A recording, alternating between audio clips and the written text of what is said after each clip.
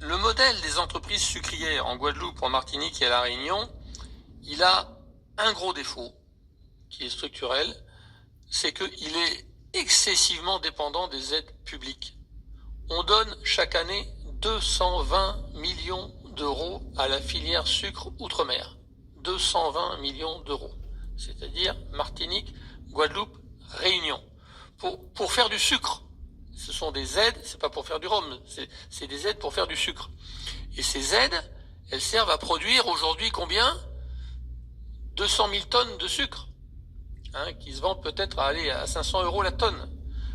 Le cours est plus élevé en ce moment, mais bon, ça va 100 millions. Donc pour produire 100 millions d'euros de valeur, on doit donner 220 millions d'euros de subvention.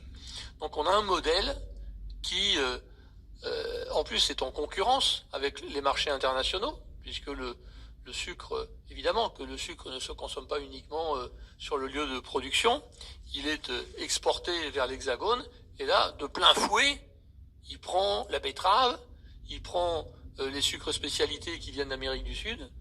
Et chacun sait que l'agriculture, c'est avant tout de la main-d'œuvre. Et lutter face à des pays où le SMIC est à 100 euros par mois, c'est quand même très compliqué. Donc il faut que les entreprises sucrières, d'abord, soient transparentes sur le partage de la valeur ajoutée. Transparentes sur le partage de la valeur ajoutée. Aujourd'hui, on sait que les aides, elles transitent par les sucreries. Que ces aides sont forfaitaires.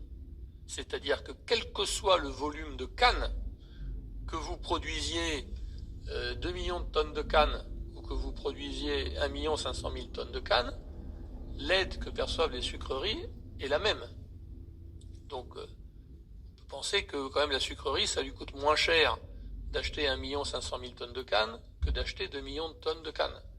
Donc, il faut qu'il y ait une transparence sur le partage de la valeur ajoutée. Ça, c'est essentiel pour ramener un petit peu de sérénité. Madame Jasmin est en Guadeloupe. On voit qu'en Guadeloupe, ça ne se passe pas très bien en ce moment sur la convention Cannes. Donc, et il faut évidemment que les entreprises sucrières essayent d'avancer vers les produits à forte valeur ajoutée, les produits qui se vendent le plus.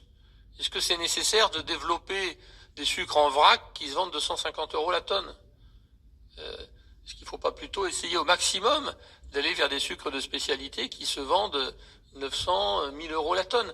Aujourd'hui, un sucre bio de canne français, ça n'existe pas.